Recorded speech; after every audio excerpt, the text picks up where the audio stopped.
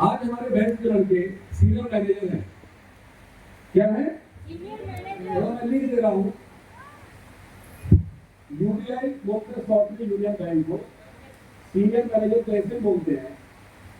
आज मैं senior manager होता और मेरी एक महीने की बैंक की जो सैलरी होती है आज के रेट में वो कम से कम 2 लाख रुपया होता। 2 लाख पर मंथ। कितनी? 2 लाख पर मंथ। थोड़ा जोर से बोलिए। 2 लाख। देखो कि आज लोग मिलते हैं जो कहते हैं सब मैंने आपसे किया था। मैं पूछता हूँ क्या वो कहते छोड़ दिए। क्या बोलते हैं? छोड़ दिया। जोर से बोलिए। छोड़ दिया। तो मैं उनको एक ही बात बोलता हूँ कि सर आपने आरसीएम छोड़ दिया। अरे आरसीएम के लिए हमने यूनियन बैंक के सीनियर मैनेजर 2 लाख रुपए करोड़ों की नौकरी छोड़ दी।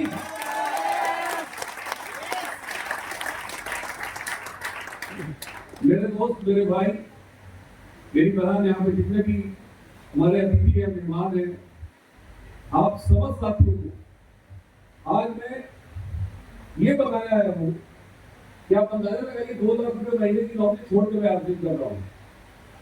2 ही चीजें हो सकती है, या तो मैं बेवकूफ इंसान हूँ या तो मैं बहुत समझदार हूँ। या तो लोग अब आपको तय करना है कि मैं बेवकूफ हूँ कि समझदार हूँ। आप जज हैं और मैं आपका मुजरिम हूँ। फैसला करेंगे सब लोग? हाथ में लेके बताइए। सब लोग करेंगे? देखिए जज बनने के लिए सब ले आओ। ये हमारे देश की बहुत बड़ी समस्या है। अभी मेरा बेटा यहाँ पे दिल्ली हाई कोर्ट में वकालत करता है, वो कहता है पापा हर आदमी अपने आप को जज समझता है। क्या समझता है? और हर आदमी तैयार है अरे यार सिंपल सी बात है, एक आदमी जो आर्थिक दस्तार रोगी बना है, कोर लीडर बना है, आपको शायद नहीं पता कि क्या लेवल होता है, लेकिन इतना बता दें कि इस लेवल के आगे ये जो पद है ना वो इतना छोटा है। क्या है? छोटा। ऐसे करके बोलिए, ऐसे करके इतना छोटा है। यस, कितना छोटा है? छोटा सा। अब क्या निर्णय करेंगे आप बताइए? हाथ खड़े कर दिए यार, मैं निर्णय करने के लिए तैयार हूं। मेरा निर्णय तो हो गया है, अब आपको अपना निर्णय करना है। अपने निर्णय करने के लिए हाथ खड़ा करिए। आज मैं निर्णय लेने के लिए तैयार हूं। ताली बजा के बता दूंगी मैं तैयार हूं। Thank you. देखो साथियों, बहुत सिंपल फॉर्मूला है कि आज आपको जहां पे बड़ी उपलब्धि मिलेगी, नेम एंड फेम मिलेगा, रिकॉग्निशन मिलेगा, बट नेचुरली क्या वही काम करना पसंद करेंगे? ये तो नो। मैं बताऊं आपको, पीछे बचपन मेरा बहुत अभाव में था। थोड़ा मैं अपने बैकग्राउंड के लिए चलूंगा आपको। 5 भाई, 1 भाई, 6 भाई का परिवार है। बेसिकली मैं बिहार से बिहार से रहने वाला हूँ। मेरे पिताजी किसान हुआ करते थे, इस दुनिया में नहीं है। खेती बाड़ी हमारा मुख्य पेशा हुआ करता था। आज का कोई स्रोत नहीं था। और हमारे गया डिस्ट्रिक्ट की स्थिति ये थी कि हर साल सूखाग्रस्त सरकार घोषित करती थी। हर साल सूखा सूखा सूखा। अभी तो थोड़ी स्थिति अच्छी हुई है जब से बिजली की व्यवस्था हुई है, लेकिन पहले क्या हुआ करता था कि सिंचाई का साधन सिर्फ बारिश थी। बारिश होगी तो खेती होगा, नहीं होगी तो सूखा बढ़ेगा। अब आप अंदाजा लगाइए, 6 भाई बहनों का परिवार, सब 1.5 साल 2 साल का अंतर था भाई बहन के। बाबू जी खेती कराते थे, कोई चाचा नहीं, कोई ताऊ नहीं, कोई दादा नहीं, और हर साल सूखा। बता सकते हैं कितना कष्ट झेले होंगे? कोई सोच सकते हैं? नहीं सोच सकते। खाली पैर स्कूल जाते थे, पाँव में चप्पल नहीं होता था। समर वेकेशन होने से पहले मॉर्निंग स्कूल हुआ करता था, और मॉर्निंग स्कूल जाना इजी होता था, लेकिन दोपहर के समय जब छुट्टी होती थी तो गांव से घर की जो दूरी थी 4 किलोमीटर 40 किलोमीटर की दूरी नजर आती। क्या कारण था? क्योंकि सड़क धूल, मिट्टी, कंकड़ पत्थर सब गर्म हो जाते, कई बार पाँव में छाले पड़ जाते थे, लेकिन फिर भी पढ़ाई की। बाबूजी मेरे चाहते थे कि मैं हम लोग पढ़े, और वो ज्यादा पढ़े नहीं थे, लेकिन उनको लगता था कि हम लोगों का जीवन पढ़ने के लिखने के बाद ही बदलेगा। और ये कारण था कि मेरी बहन की ग्रेजुएट, इंग्लिश ग्रेजुएट, मैं भी बैंक की परीक्षा क्वालिफाई किया, बैंक में आ गया। मेरा छोटा भाई इंजीनियर हो गया, मेरे बड़े भाई दिल्ली में ही है, यहीं पे रेलवे में IRCTC के ज्वाइंट जनरल मैनेजर के पोस्ट पे है। एक भाई आपके मेट्रो में जो बन रहा है उसका वो कॉन्ट्रैक्टर बन चुके हैं। बात में स्थितियां ठीक हो गई, मेरी शादी हो गई, मेरी वाइफ की नौकरी पुत्री है, माता पिता की, मेरे ससुर जी स्टेट बैंक के चीफ मैनेजर होकर रिटायर कर गए। बात में कोई परेशानी नहीं। आज मैंने देखा है कि जिस व्यक्ति को सबसे ज्यादा आरसी की जरूरत है, सबसे ज्यादा आरसी में कमियां कौन निकालता है? निकालता है ना? कई लोग मिलते हैं, कहते सर आपके साबुन में खाद नहीं है, आपके सर पे खाद नहीं आती। मैं बोलता हूँ चारों तरफ तो झागी जा रहे, आरसी में तो झागी ढूंढ रहे हो। भाई साहब आप झाग ढूंढेंगे, झाग मिलेगा। मुझे आरसी में, आरसी के साबुन में कार नजर आया। क्या नजर आया? थोड़ा जोर से बोलिए। 6 कार आ गया, 6 कार। कितनी कार आ गई? थोड़ा जोर से बोलिए। 40 लाख की फोर्ड इंडिविजुअल पहुंचा दिया मेरे बार की। तो जिसने झाग ढूंढा वो भटकती आत्मा की तरह भटक रहे हैं, और मुझे कार नजर आया तो मैं कार पे आ गया। आप जो ढूंढोगे जिंदगी में आपको जिंदगी वही देगी। ये सुनो साथियों, मैं नौकरी कर रहा था उसी टाइम ये मेरा छोटा भाई आज से लेकर मेरे पास आया, जो टेक्सटाइल इंजीनियर है।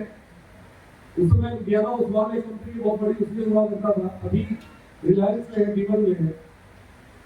मेरे को समझाने की कोशिश करता, मैं काम में उंगली डाल देता, क्योंकि मुझे लगता है ये सब काम ऐसे लोग करते हैं जिनके पास कोई काम धंधा नहीं है।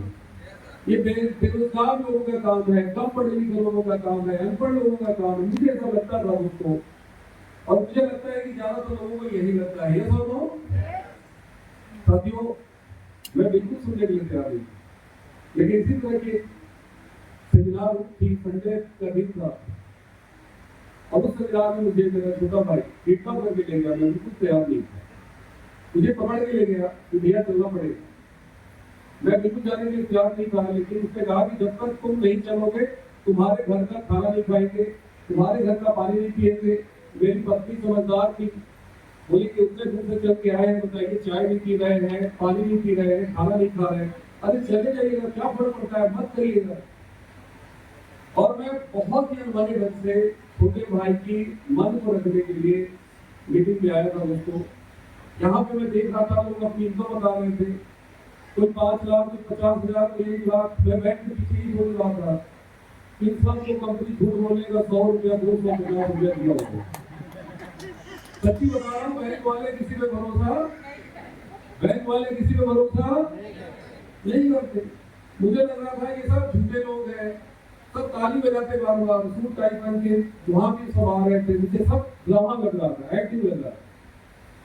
लेकिन मीटिंग के लास्ट में एक व्यक्ति आए और उन्होंने अपनी 1 महीने की इनकम, उन्होंने बताया कि मैं 3 साल से आरसी को सीख रहा हूँ, स्टूडेंट हूँ, और सीखते हुए मेरी 1 महीने की चेक 1,25,000, आज से 20 साल पुरानी बात है। कितना साल? उस समय भारत के राष्ट्रपति की सैलरी नहीं थी 1 लाख रुपया, हमारे ब्रांच मैनेजर की सैलरी मात्र 25,000 थी। मुझे लगा कि यार इससे बड़ा झूठा इंसान धरती पे नहीं होगा। ये बहुत ज्यादा फेंक दिया। मैं पीछे खड़ा था, मेरे से रहा नहीं गया, मैंने जोर से चिल्ला के बोला, भाई साहब 1,25,000 देखे हो कितना होता है? क्योंकि मैं बैंक वाला था, नोट गिनता था। तो वो समझ गए कि बीमार आदमी है, और तुरंत बोले का बैठ जाओ। क्या बोला? बोलिए बैठ जाओ, परमाणु देकर जाएंगे। मैं आज्ञाकारी छात्र की तरह बैठ गया, लेकिन मस्तिष्क में सिर्फ एक ही विचार कौन रहे थे कि क्या सच में 1,25,000 आता होगा? ये बड़ा पुरानिया आदमी है, आज इसको नंगा कर देंगे। दिमाग में बस ये चल रहा। मीटिंग खत्म हो गई, लोग जाने लगे, मैं जोर जोर से चिल्लाया, लोगों को इस आदमी को चेक किया है। पहले कंपनी चेक भेजती थी, तो उन्होंने मेरे पास बोले मैं खुद ही आ रहा हूँ आपके पास। वो आए, उन्होंने चेक दिखाया, चेक की फोटो कॉपी। मैंने कहा ये चेक जहाँ बनता है मैं वही नौकरी करता हूँ, मुझे पता है फर्जी चेक कैसे बनाते हैं। तो उन्होंने कहा कि भाई कौन सा प्रमाण चाहिए आपको? मैंने कहा ये चेक किसी न किसी खाते में भेजा होगा। बोले हाँ। मैंने कहा उसका अकाउंट का स्टेटमेंट दिखाओ, आप ओरिजिनल सिग्नेचर किया हुआ branch manager.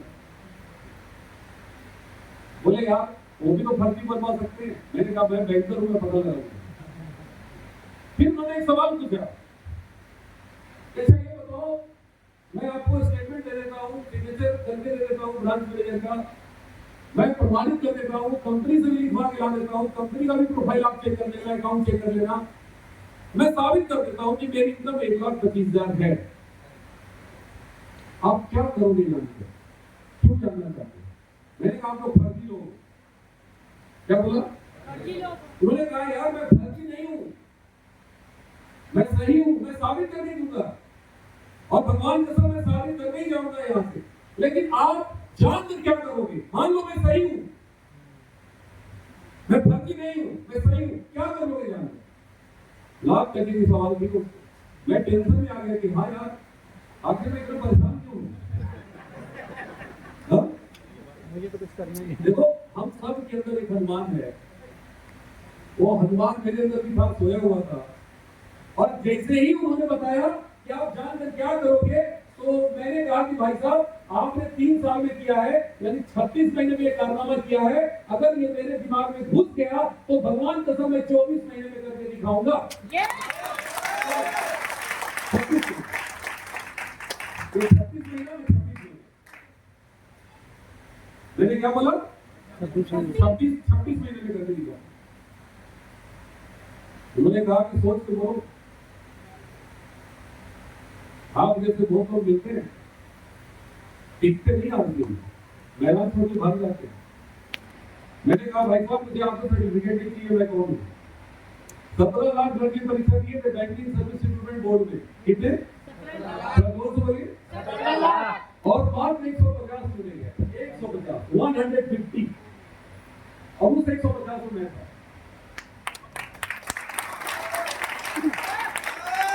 Written test interview हुआ था, घर पे ज्वाइनिंग लेटर आया था, बाबूजी सत्यनारायण स्वामी के करते गए। अच्छा बाबूजी को पता चल गया होता है कि नौकरी छोड़ देगा तो कैसा करा? क्यों करेगा था कि हमारे बेटे को भगवान से लगा दो। नौकरी, बैंक की नौकरी मिलना मतलब बहुत बड़ी बात होती है। देखो साथियों, आज मैं अपने बारे में बताने नहीं आया। उस व्यक्ति का नाम जानना चाहेंगे जिनकी 1,25,000 इनकम थी? इस नजर में मिस्टर सुजीत कुमार जी के एक बार ठीक है।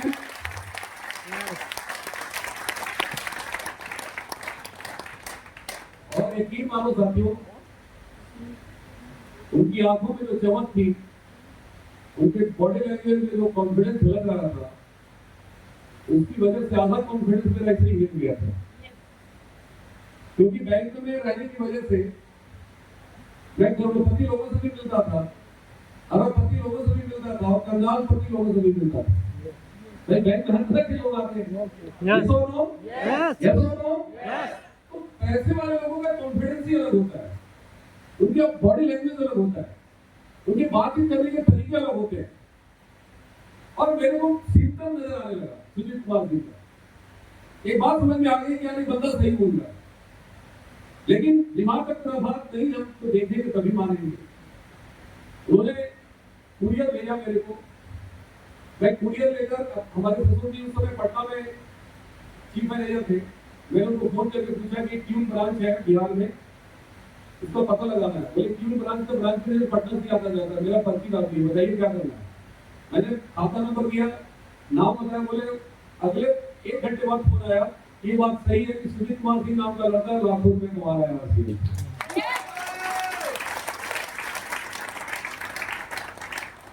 अब भैया हमारे ससुर जी तो झूठ बोल नहीं सकते थे, ब्रांच मैनेजर तो झूठ बोल नहीं सकता, प्रमाण तो हो चुका था। अब बात आई, कहते हैं कि एक संख्या 1,000 संख्या पैदा करता है, ये तो नो। अब अगला संख्या क्या है, इस तरह की कंपनी का क्या भविष्य है? आजकल कंपनियां चलती भी है, पैसे भी बांटती है और कुछ दिन के बाद गायब हो जाती है। ये दोनों यस अगर मैं कल शुरू कर दिया और कंपनी गायब हो गई तो, कंपनी भाग गई तो, कंपनी नहीं चला, बड़ा तो था। मैंने अपने छोटे भाई को बोला, देख भीलवाड़ा गया तू, यहाँ की कंपनी है? बोला नहीं गया तो नहीं। मैंने कहा कंपनी को देखा है? बोला नहीं। मैंने कहा फिर कैसे आ गया तू मेरे पास? जाओ कंपनी के बारे में बता। बोला देख ढूंढ रहा है, ढूंढ 1500 रुपए की ज्वाइनिंग आती है। तो ड्रामा बहुत कर रहा है, ढूंढ रहा है, ढूंढ जा, और नहीं तो भैया हट जा। मैंने कहा नहीं, देख मैं ढूंढूंगा, सब पता लगा के ढूंढूंगा, चेक करके। और मैं सबको यही बोलता हूँ कि भाई चेक करो कि आज आपके सामने एक आदमी खड़ा है, यूनियन बैंक को रिजाइन किया कि सस्पेंड हो गया? हो सकता है भाई सस्पेंड हो गए, वो दुनिया को बताते चल रहे हैं हमने रिजाइन कर दिया, छोड़ दिया, पता तो लगेगा सस्पेंड। मेरा पीएफ नंबर है 400-599, नोट कर लो आपको, 402599। किसी भी यूनियन बैंक में ले चलो, मेरा इतिहास गूगल पूरा निकाल कर रख देगा। ये सब लोग आज इंटरनेट का जमाना है, गूगल का जमाना है, कोई झूठ बोल के बेवकूफ बना के फरीदाबाद वालों को बना दो, मतलब कुछ चला जाए, संभव है क्या? प्रदोष बोलिए नो। चेक करिए, हर चीज चेक करिए, चेक करिए। ये मतलब नौकरी छोड़ा है, चेक करिए स्टाफ रूपी के लेवल पे क्या इनकम आती है, कितनी आती है। आज महीने के 8-8 लाख 10-10 लाख रुपए चेक आती है, 9.5 लाख लास्ट पे आउट मेरा 9,06,335 अभी तो लास्ट पे आउट है। मेरे घर में मेरा बड़ा भाई एम्प्लॉयड है, मेरी पत्नी स्टाफ रूपी है, मैं स्टाफ एम्प्लॉयड हूँ, मेरी माता जी एम्प्लॉयड है, मेरा एक भाई टेक्निकल है, भाई की दामाद टेक्निकल है। आज मेरे घर का टोटल इनकम जोड़ के 14-15 लाख हर महीने आते हैं, हर महीने 15 लाख रुपए आते हैं। कई सालों में मैंने प्लॉट खरीदा, फ्लैट खरीदा, आज 8 सालों में मेरा घर है। कितना? और 100 सालों में घर बनाने का इरादा है, 100 सालों में घर बनाने का सपना है। हर चीज पता लगाओ, चेक करो, चेक करो ये आदमी सही बोल रहा है, झूठ बोल रहा है, गलत बोल रहा है। चेक करो कंपनी को, कोई बोल देता है इसका सब सामान बेकार है, और लोग कहते हैं मान लेते हैं, हाँ जी आपका सामान ठीक नहीं है। अरे कोई कह देगा कौवा काम नहीं जा रहा है, कौवा के पीछे भागोगे, काम देखोगे, बस बोल ना। लेकिन हमारे इंडिया के लोग काम भागना शुरू कर देते हैं। अरे भाई चाय पी के चेक कर लो, समझ में आया नमकीन खा के चेक कर लो, समझ में आया बिस्किट खा के चेक कर लो, समझ में आया मसाला खा के चेक कर लो, समझ में आया हेल्थ कार्ड यूज करके चेक कर लो, समझ में आया पिकअप सेंटर जाके चेक कर लो। भारत में 10,000 से ज्यादा डिलीवरी सेंटर है आरसी, 450 से ज्यादा प्रोडक्ट है, गुड मॉर्निंग से लेकर गुड नाइट तक। चेक करो, सब कुछ चेक करो, कंपनी को चेक करो, प्रोडक्ट को चेक करो, पीयूसी को चेक करो, और सब कुछ चेक करने के बाद समझ में आया तो अपना जाके चेकअप कराओ, डॉक्टर साहब समझ में नहीं आता है ये लोग ये लोग अरे कहीं सॉफ्टवेयर की जगह भूसी को नहीं पड़ा हुआ है। बिना भूसी का व्यापार, लाखों कमाने का व्यापार, जिंदगी बनाने का व्यापार क्यों नहीं समझ में आ रहा है? मुझे कुछ गड़बड़ है ना कि चार आदमी मना कर देता है, घर में आके बैठ जाते हैं। मैं ढूंढने से पहले पूरी तरह से ठोका बजाया, कंपनी को ठोका बजाया, कंपनी के मालिक के बारे में पता लगाया, कौन है टीसी छापरा, एक बार तालियां बजाने की उसको उठाने के लिए।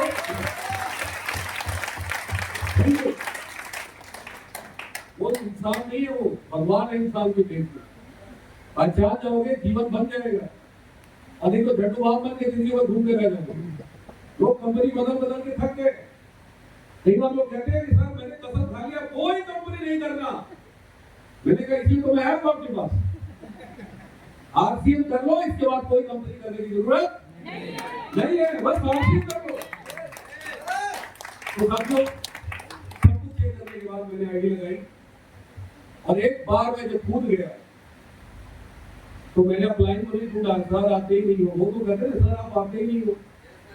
अरे अप्लाई के नीचे 1,000 है आपके जैसे, बेचारे कहाँ जाएगा इनके, बताओ आप कहाँ जाएगा आपकी वाइटी, कहाँ जाएगा आपका टेक्निकल। बहुत लोग तेरे से बोलते हैं सर आप आते ही नहीं हो। अरे 1,000 तो वाइटी जीवन में मेरे डाउन लेंगे, बताओ मैं कहाँ रह जाऊंगा। कितने वाइटी है मैं कम करके बता रहा हूँ भाई, भगवान कसम 2,500 है।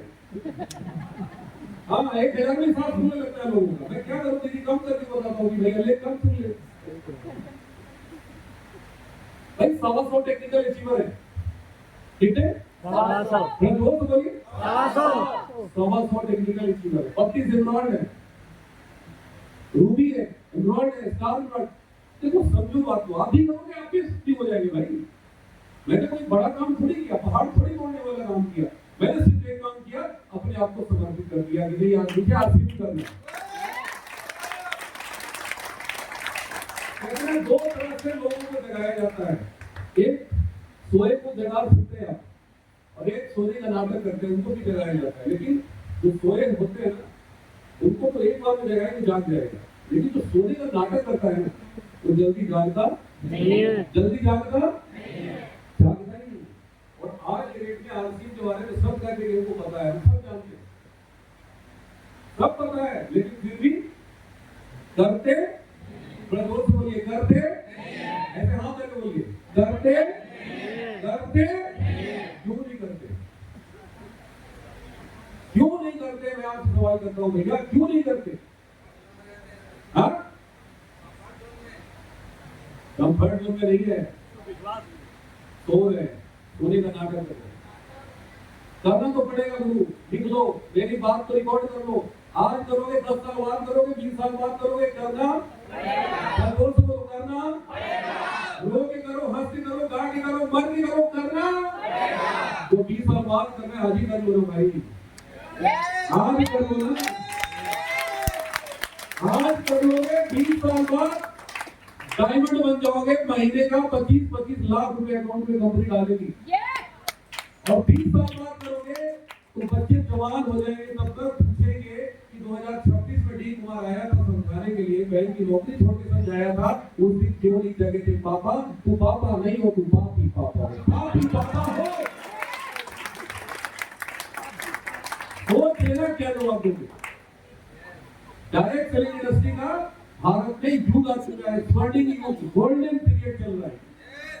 20 साल के बाद एक एक आदमी को खींचा खींची होगा। अभी दिखा रहा था, मैं वीडियो देख रहा था कि दो जीप वाला भाड़ा के लिए एक जो होता है ना, ट्रेन से पैसेंजर उतरा था, उसको अपने गाड़ी में बैठाने के लिए लोग खींच रहा था, उसका पैंट फट गया, शर्ट फट गया।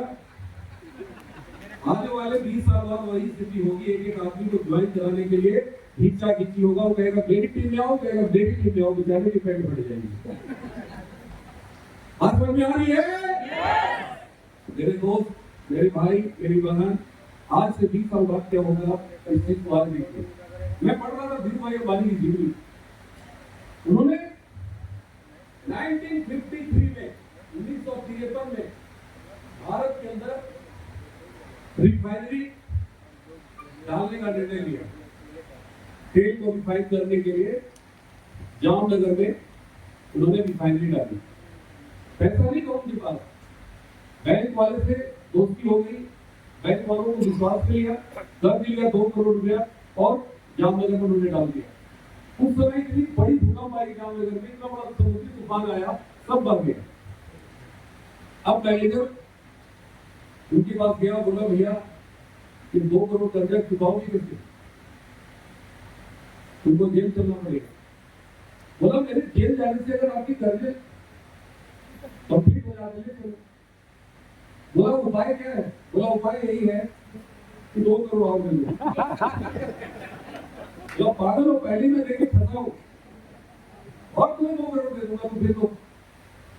बोले देख क्या, पिछली बार मैंने गलती की, मैंने भूकंप रोधी यंत्र का इस्तेमाल नहीं किया। इंजीनियर बता रहा था कि सर भूकंप आता है इधर समुद्र के क्षेत्र में, मैंने यंत्र का इस्तेमाल नहीं किया, इस बार गलती नहीं करूंगा।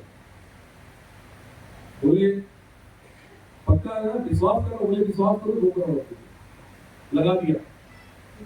दुनिया ने उस समय उनकी हंसी उड़ाई, लोगों ने मजाक उड़ाया, क्योंकि 1951-52 के 54 में बैलगाड़ी चला करता था। क्या चल रहा था? प्रदूषण को लिए उस समय न मोटरसाइकिल थी, न कार था, न जीप था, न तेल की इतनी खपत थी। लेकिन धीरू भाई अंबानी को पता था कि आने वाले दिनों में भारत के अंदर घर घर में मोटरसाइकिल होगी, घर घर में कार होगा, घर घर में ट्रैक्टर होगा, सड़कों पे ट्रक चलेगी, बसें चलेगी, हर दिन लगभग 1 लीटर तेल खपत होगा। और अगर 1 लीटर पर 1 रुपया तेल पैसा कमाएंगे तो लाखों करोड़ रुपया हर दिन की हमारी कमाई होगी। ये बात कब देख लिया था? 1953 में उन्होंने फैक्ट्री डाल दी थी, उसके पहले देख लिया। तालियां बजाइए उस महान व्यक्ति के लिए।